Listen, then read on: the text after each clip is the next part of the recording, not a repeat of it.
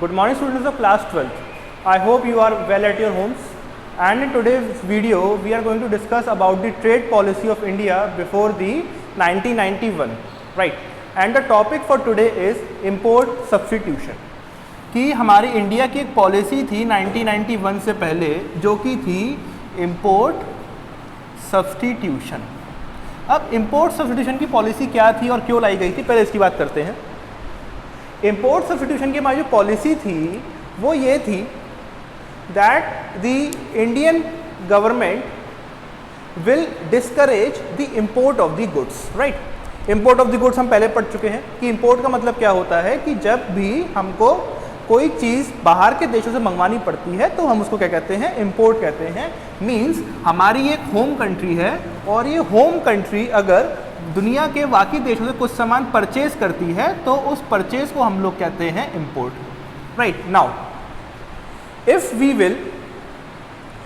Will purchase the goods from the outside world तो क्या होगा, then we will have to give away the money and that too the money will be given in the terms of dollars, right. वो जो है money किसके terms में जाएगा, वो जाएगा money in the terms of dollars. ऐसा नहीं होगा कि जो है हम लोग अगर बाहर से इंपोर्ट कर रहे हैं तो हम इंपोर्ट के बदले में जो उनको रुपीस दे दें as currency, we will have to give them the dollar currency, right. हमको जो है रुपीस हम नहीं दे सकते हैं, we will have to give the dollars, क्योंकि डॉलर्स एक इंटरनेशनल करेंसी है तो हमको सिर्फ और सिर्फ डॉलर्स में ही पेमेंट करना पड़ेगा।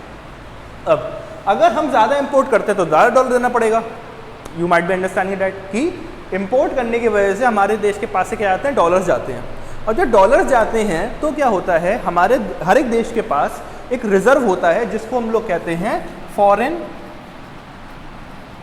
Exchange reserve. और जो फॉरेन एक्सचेंज रिजर्व होता है वो हर एक देश के पास होता है और हर एक देश चाहता है कि उसका फॉरेन एक्सचेंज रिजर्व ज़्यादा से ज़्यादा रहे।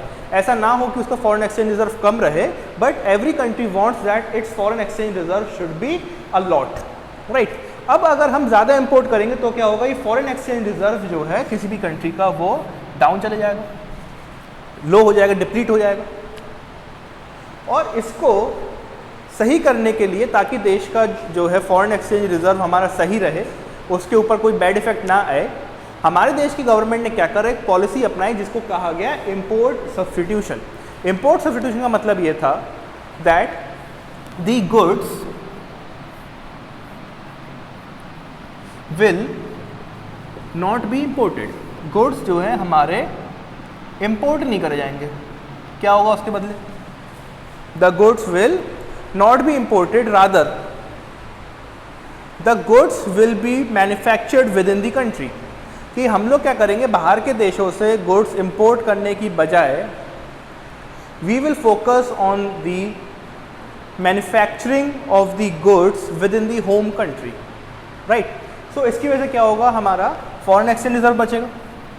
फॉरेन एक्सचेंज रिजर्व ज़्यादा होगा नहीं हमारा, और जब हमारा फॉरेन एक्सचेंज रिजर्व बचेगा तो फॉरेन एक्सचेंज रिजर्व बचने की वजह से हमारे देश को थोड़ा बहुत फ़ायदा होगा। और देश के अंदर ही जब प्रोडक्शन हो रहा है तो देश के अंदर भी जब प्रोडक्शन होगा तो हमारा जो इम्पोर्ट है वो कम होने के साथ साथ देश के अंदर एम्प्लॉयमेंट जनरेशन भी ज़्यादा होगा, right.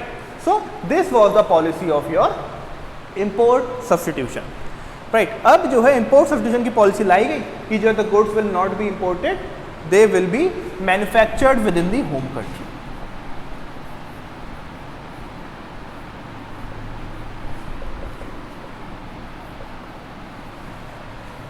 With in the home country. अब इसकी वजह से क्या हुआ, ये पॉलिसी बुरी तरीके से फेल हो गई। क्यों फेल हो गई, क्योंकि हमारी देश की गवर्नमेंट ने चाहा कि जो है हम लोग बाहर से गुड्स ना मंगवाएं, but on the other hand we also wanted to increase our exports. हम लोग चाहते थे कि हम लोग बाहर से खरीदे तो नहीं, इंपोर्ट तो ना करें, बट हम लोग क्या करें, हम लोग एक्सपोर्ट करें। अब इंपोर्ट नहीं कर रहे हैं, हम एक्सपोर्ट ज़्यादा कर रहे हैं। अब हम इंपोर्ट नहीं कर रहे हैं, एक्सपोर्ट ज़्यादा कर रहे हैं, ये सोच के हम बैठे हैं। तो एक बात बताइए, कोई और कंट्री जिसका हम सामान नहीं खरीद रहे हैं वो हमारा सामान क्यों खरीदेगी, नहीं खरीदेगी, दैट्स नॉर्मल, राइट। सो इसकी वजह से क्या हुआ, हमारे इंपोर्ट तो जो है कम नहीं हुआ, क्योंकि इंपोर्ट को कम करने की बात होती थी, बट जो इंपोर्ट उस रेशियो में कम नहीं हुए जितने होने चाहिए थे। ऑन दी अदर हैंड हमारे एक्सपोर्ट गिर गए। और इसकी वजह से क्या हुआ, जो हमारा पॉलिसी थी कि हम लोग फॉरेन एक्सचेंज रिजर्व को जो है प्रिजर्व करेंगे, फॉरेन एक्सचेंज रिजर्व को बचा कर चलेंगे, हम लोग फॉरेन एक्सचेंज रिजर्व को नहीं बचा पाए। And this was your policy of import substitution. ठीक है, सो बच्चों आई होप आपको समझ में आ गई होगी पॉलिसी ऑफ इम्पोर्ट सब्सटीट्यूशन। अब थोड़ा सा और बात समझते हैं कि हम लोग का फॉरेन ट्रेड कैसा था। हम लोग का फॉरेन ट्रेड पहली बात तो इम्पोर्ट सब्सटीट्यूशन के ऊपर डिपेंड करता था, राइट। और हम लोग का क्या था कि हमारी जो गवर्नमेंट थी उस समय देती थी प्रोटेक्शन देती थी to small scale industry, SSI जिसको कहते हैं ना हम लोग, स्मॉल स्केल इंडस्ट्रीज। ऐसी इंडस्ट्री जिसके अंदर का जो इन्वेस्टमेंट है आपका 25 लाख से ज़्यादा होता है और जो है हमारा 5 करोड़ से कम होता है, ऐसी इंडस्ट्री को हम लोग क्या कहते हैं, स्मॉल स्केल कहते हैं। तो एक ऐसी इंडस्ट्री जिसके अंदर जो है इन्वेस्टमेंट कम था, ऐसी इंडस्ट्री को हमारी गवर्नमेंट क्या करती थी, प्रोटेक्शन करती थी, राइट।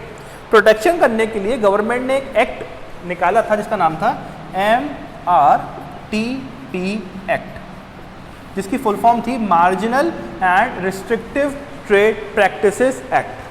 ठीक है ना।